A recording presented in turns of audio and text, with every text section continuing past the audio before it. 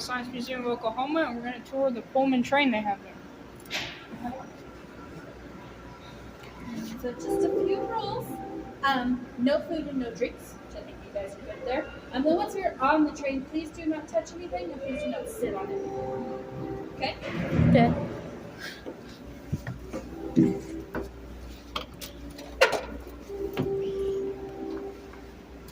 Come on in.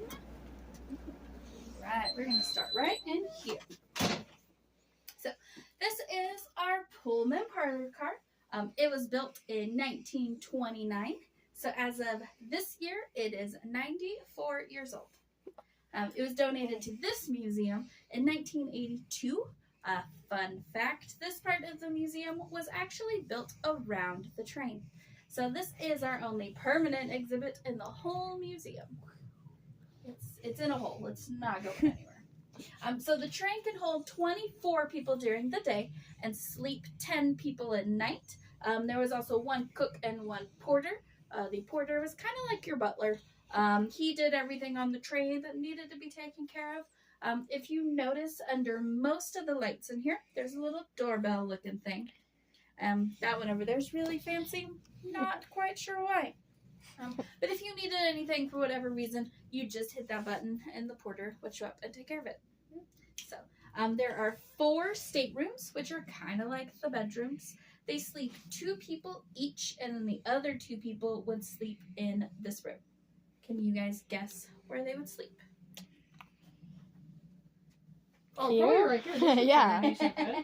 They would actually sleep on the couch. But it's a little different from today. So today it would either be like a pull-out or like a futon where it folded into a bed.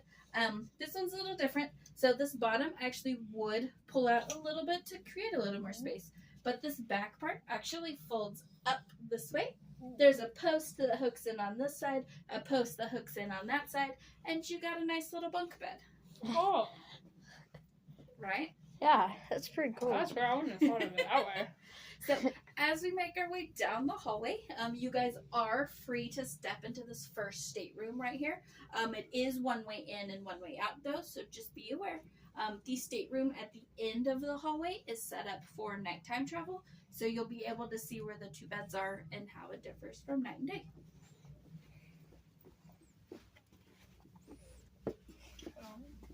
Ooh. It's pretty nice. Yeah. Got the bathroom, Bathroom there. then you got flowers, and then 2 of the seats. Alright. So it's pretty nice. Yeah, nice little area.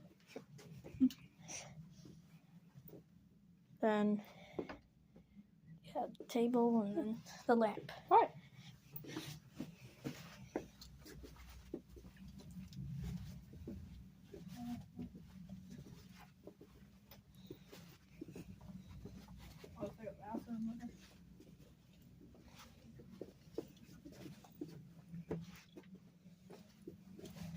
Oh, okay, so that's how it's set up for sleeping.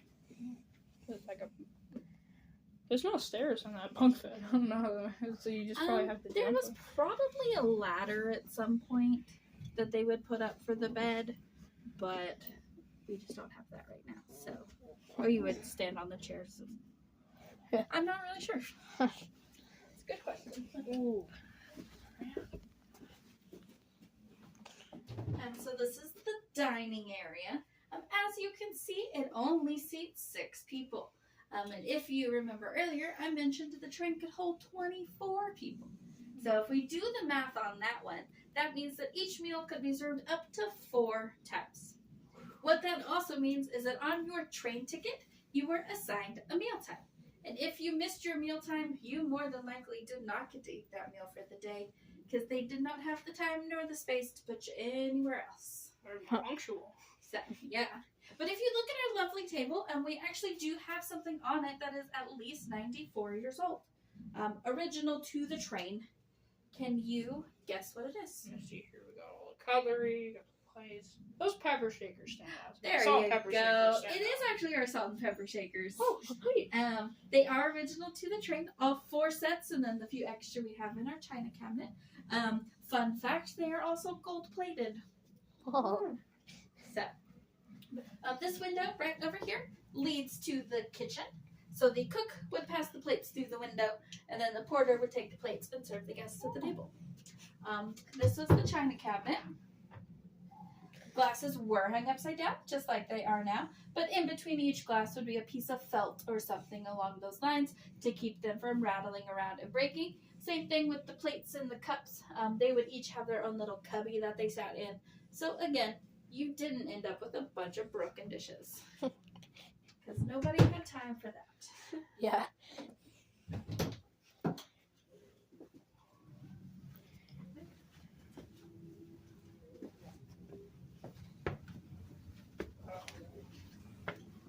That way into the kitchen. Oh. So this is the kitchen. It has been renovated as recently as the 70s. So still 50 years old, but a little more modern with the refrigerator and the dishwasher and the microwave. But a fun fact, the kitchen was actually half the size that it is now. Whoa. You can believe it. This counter used to stop right about here where those electrical plugs are on the wall. And there was a door that hung right here. Huh. And so on this side where you guys are, it was actually the cook and the porter's area. Ooh, So just like in the staterooms, this compartment right up here behind you would come down to make a bed. There were two little benches underneath these two windows that folded together to make another bed.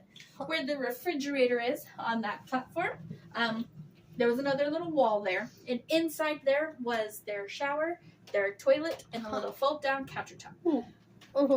Cramped in So yeah, the cook only had this much space to work with instead of this much space to work with. Yeah. But this is the original oven. Ooh. This lovely cast iron thing. It runs on wood, coal, or steam from the train. So you can have anyone depending what you got. So depending on what you were cooking, depending on what you used.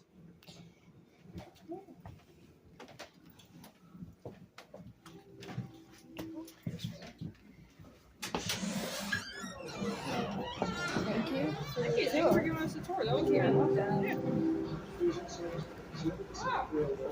Alright guys, that was a tour of the Pullman Train in the Science Museum of Oklahoma. I hope you guys had a good time.